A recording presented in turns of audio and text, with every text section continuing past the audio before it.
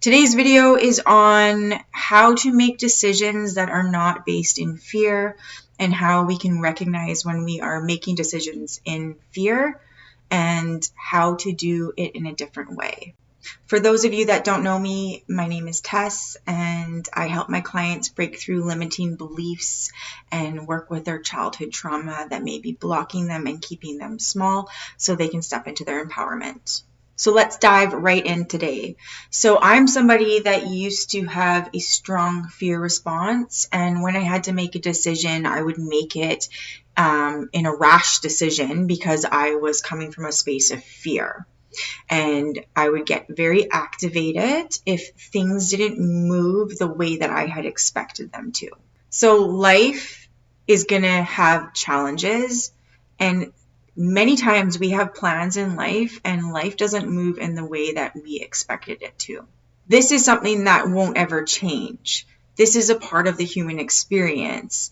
We have bumps in the road and challenges and redirection and new routes that materialize that maybe we didn't expect. And so we can either go through that with stress and fear and fighting life, or we can see life as the leader as we are being danced through life, and we can move with life, or like I said, we can fight it.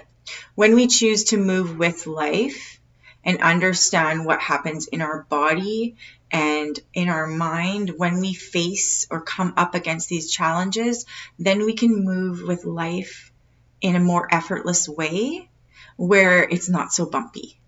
So many experiences in life we can make into bigger problems than they actually are. And a lot of it is in our mind and the lens that we're seeing through. And that depends on how much trauma we've had, how much trauma we've healed, experiences that we've had in our life, what our belief systems are, and how we see the world. And so this is going to affect everybody's experience in a different way. But at the end of the day, we have a choice. We always have a choice on how we choose to move through the bumps in the road. In my experience, we're not in control, and that's why we can't control the outcome of many things that happen in our life. We can work towards that and have an intention, but a lot of times it looks different than what we expected. So no, I believe we are not in control of those things. We cannot control those things, but we can control how we perceive life and what we do in those challenging situations. So number one, if you get a bump in the road or a redirection or an obstacle that you didn't expect, you want to notice immediately what's happening in your body and where your mind is going. Are you going to the worst case scenario? Are you spinning stories around in your mind and making up stories of what you think might happen and how this is going to affect you? Are you going into fear? Are you going into a trauma response? So just notice, and then you want to sit with yourself and really pay attention to what's happening with you in your body and your mind. So first off, if you are going into worst case scenario thinking, you want to call it out and rest it. Remind yourself that you don't know what's going to happen and there's many possibilities. If you choose to stay in the story making and the spinning in the mind, then you're just going to go off this way and you're going to stay in a trauma response, and this is not doing you any good. It doesn't do anybody any good.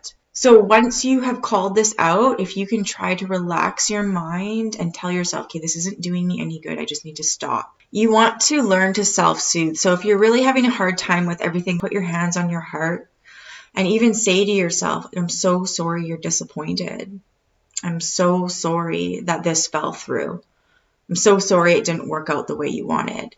You're acknowledging what's happening within you. And it's so important to acknowledge these things instead of pushing them away, pretending they're not happening, or again, spinning in these scenarios that we don't even know are actually going to happen. Are you sad? Are you angry? Are you disappointed? Are you scared? Then you want to feel those feelings and allow those emotions to pass through you. Really get a grasp on what you're feeling about the situation. And so number 2, you want to learn to cultivate and change your perspective that life is happening for you and it is not against you. So many times if people have had a lot of disappointment in their life or a lot of trauma, it can feel like life has attacked them. And so when something challenging shows up or a block shows up or redirection, it can feel like life is attacking you. But you want to challenge this, and you can challenge this by asking, is it true? Is life attacking me? Is there a possibility that I'm being moved in a different direction for my highest good? Because this is the way I'm supposed to go. Cultivating this perspective and actually embodying this perspective in your life, throughout your life, will actually change your life. You're now saying, I'm not fighting against life. I choose to move with life and trust life. And when you do that, you're actually able to see more opportunities and call in more opportunities, because you're not moving through life resisting life and missing what is right in front of you. That might be a really good opportunity. And that brings us into number 3, which is letting go of control. So much of why we suffer and why something that doesn't work out the way we wanted bothers us so much is because we're trying to control the outcome. We think that that's what we want or what we need, but life's saying, no, you're going to go this way now. And so if you can let go of that control and let go of your expectations of the outcome, you will move again with so much more ease. It's our grasping and holding on to things that we want. If we want it to be a certain way, or we don't get something that we want and we can't let go of that, that's where the suffering comes in. So where can you allow yourself to loosen your grip and let go? If you think about it, we've all had loss and disappointment, and sometimes it takes a really long time to let go, but eventually you do let go. But it takes time. Well, you can let go in an instant. You can feel your feelings, feel the disappointment, whatever it is that's coming up for you, but there's nothing you can do about that. And so then you have to choose to let go, and you can choose to let go in that moment, and then you're choosing to not suffer within that.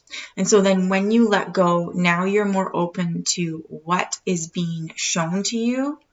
You're more open to receive from life. And so when we learn to let go, we're then opening up to more possibilities and more opportunities.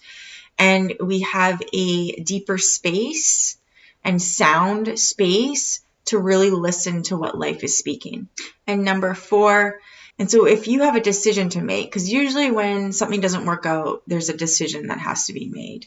And so if we're coming from a space of fear, and we make a decision, like a rash decision out of fear, then usually we will regret that decision later. You want to make the decision in a space of neutrality and sound mind. Fear is a lower vibration, and so when we make a choice for ourselves in that vibration, it's usually not going to be for our highest good. So if you have a decision to make, you want to ask yourself, am I making this decision from a fear response? Am I making this decision because I'm scared? If you are, then you want to come back and come to a neutral space. And if you have to wait, if it takes you a day, 2, a week, then and you have time to do that, then take that time to really calm yourself and come from a neutral space, because the answers are always within. But if we are blocking ourselves with fear and we are fueling that fear and then choosing to be a slave to that fear and make a decision, then we are actually blocking ourselves from the right decision. So if you need to wait and you don't know what decision to make, then actually wait. My grandmother gave my mother this advice, and my mother gave it to me, and it's really, really good advice. If you don't know what to do, don't do anything at all. Can you learn to trust that the answers will come within you and that you have the answer? But if you make a decision out of fear, you're blocking yourself from really finding the answer within that is the best answer for you or the best choice for you. If you have any questions about this or you would like to learn how to do this one-on-one, you can book a session with me, and I'm offering discovery sessions, and the link is in the description below. If you like this video, be sure to subscribe and share with your friends. My name is Tess. Thanks for watching.